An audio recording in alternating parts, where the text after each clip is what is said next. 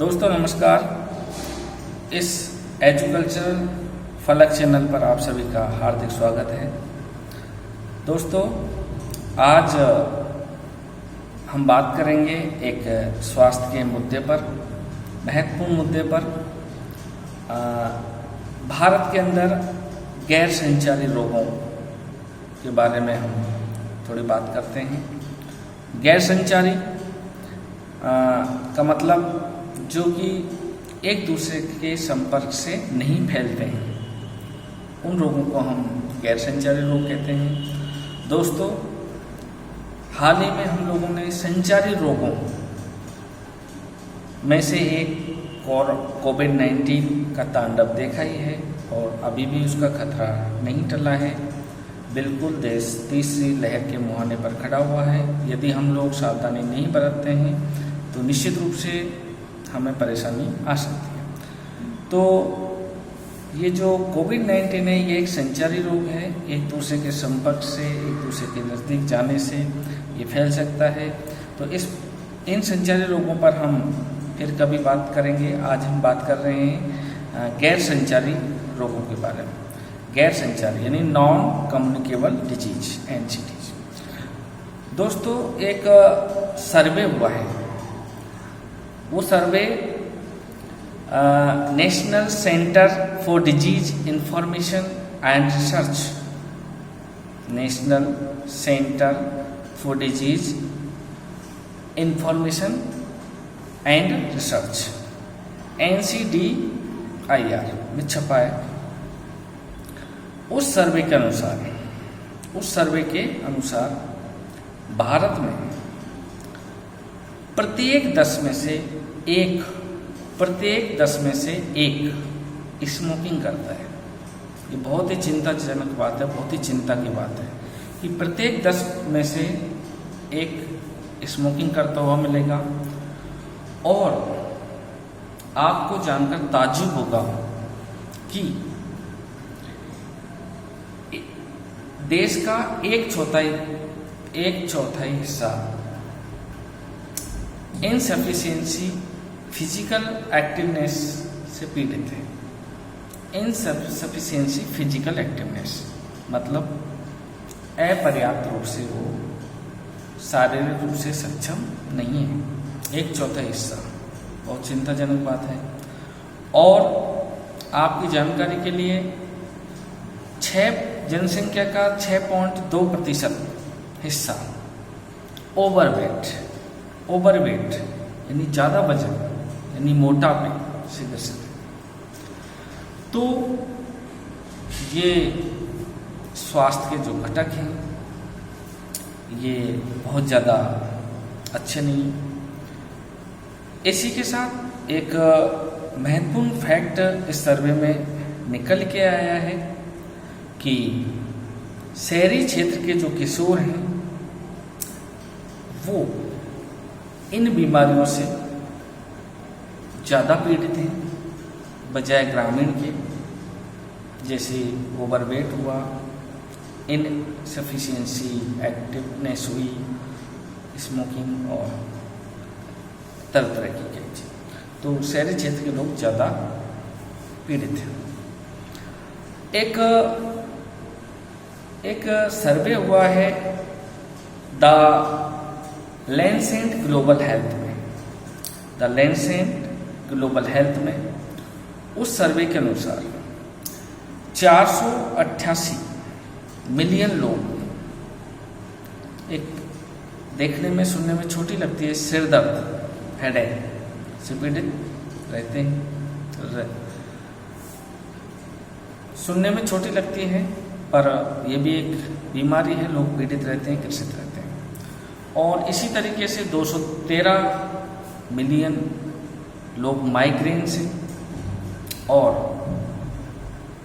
374 million लोग tension वाले sir दर्द से, मतलब 374 मिलियन लोग टेंशन के कारण जो सर दर्द पैदा होता है उससे ग्रसित रहे।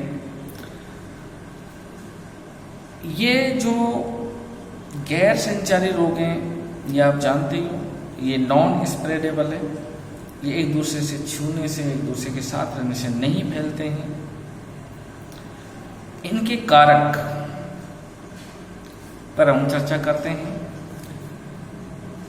जो इस तरह के रोग होते हैं जो नॉन कम्युनिकेबल डिजीज हैं, वो एक तरह से थोड़ी लंबी चलती हैं, जड़ प्रकृति की होती है और स्थायी प्रकृति की होती है।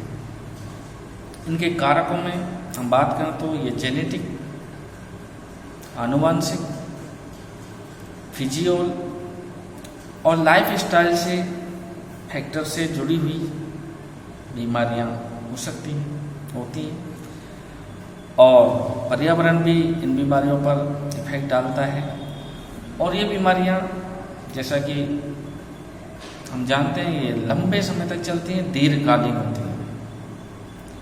तो हम कुछ ये जो NCDs हैं, ये गैर संचारी बीमारियां हैं, इन पर इनको वर्गीकृत करते हुए बात करते हैं। जैसे कुछ बीमारियां जो लाइफ स्टाइल से जुड़ी हुई हैं, उनसे कौन कौन सी बीमारियां होती हैं।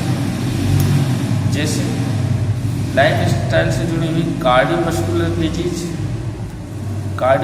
डिजीज, हृदय से संबंधित बीमारी आप जानते हो, और डायबिटीज, क्रॉनिक रेस्पिरेटरी डिजीज, इस तरह की बीमारियां लाइफ स्टाइल से जनित होती हैं, मतलब हमारी दिनचर्या के कारण। और कुछ बीमारियां होती हैं जो मेंटल हेल्थ डिजीज, मानसिक स्वास्थ्य के कारण पैदा होती हैं। देखो दोस्तों, कुछ कारक हैं जो इन बीमारियों को बढ़ाने में योगदान देते हैं। वो कौन से कारक हैं, उन पर हम चर्चा कर लेते हैं। एक कारक तो अनहेल्दी डाइट, कुपोषित भोजन। अनहेल्दी डाइट और कुपोषित भोजन इसका कारक होता है। कुपोषित भोजन में बिल्कुल पोषण के तत्व नहीं होते हैं, और अनहेल्दी डाइट भी एक तरह से फास्ट फूड वगैरह आ जाते हैं। और जैसा कि हमने बात की थी उस सर्वे में छपा था कि 1/4 हिस्सा आबादी का भारत की इस शारीरिक निष्क्रियता से जूझ रहा है, फिजिकल इनएक्टिवनेस से जूझ रहा है युवाओं का। तो ये जो शारीरिक निष्क्रियता है, ये भी इन बीमारियों का कारक बनती है निश्चित रूप से। स्मोकिंग, ड्रिंकिंग, इस तरह की ये इन बीमारियों का कारक बनती है। इन बीमारियों के लिए एक आजकल जो चलन में भोजन की प्रथा है, हम डिब्बाबंद भोजन पैक करते हैं, जो कि इन NCDs के लिए, इन नॉन कम्युनिकेबल डिजीज के लिए बहुत जिम्मेदार है। इस डिब्बाबंद भोजन में सोडियम की मात्रा अधिक होती है, और इस सोडियम की मात्रा के कारण हम हाइपरटेंशन के शिकार हो जाते हैं। उच्च रक्तचाप, हाई ब्लड प्रेशर हो जाता है। आप जानते हो स्मोकिंग करते हैं, स्मोकिंग में निकोटिन मिलता है, निकोटिन के कारण से भी हाइपरटेंशन होता है। और हम बात कर लेते हैं अग्नाशय की। उस अग्नाशय से जो इंसुलिन की कमी आ जाती है उस अग्नाशय में, ये स्मोकिंग के कारण। और इस इंसुलिन की कमी आने से हमारे ब्लड में, हमारे शरीर में शुगर ज़्यादा बढ़ने लग जाती है, और डायबिटीज़ के शिकार हम हो जाते हैं। और आजकल तो इसके टाइप भी बदलने लग जाते हैं। पहले टाइप 1 होता था, अब टाइप 2 होने लग गया। और आनुवंशिक रोगों की हमने बात कर ही ली थी, और इनके बारे में जैसे हीमोफीलिया, थैलीसीमिया, मस्कुलर डिस्ट्रॉफी, इस तरह के सारे रोग आनुवंशिक डिजीज होते हैं। एक डिजीज जो मेटाबॉलिक रिस्क फैक्टर होती है मेटाबॉलिक रिस्क फैक्टर। ये बीमारी मेटाबॉलिक रिस्क फैक्टर भी हमारी लाइफ स्टाइल, हमारी इनएक्टिविटी के कारण होती है। और ये जो मेटाबॉलिक रिस्क फैक्टर है डायरेक्ट हमारे हार्ट रिलेटेड डिसऑर्डर पैदा करता है। दोस्तों, हर वर्ष इन बीमारियों के कारण लाखों करोड़ों लोग मौत का शिकार हो जाते हैं।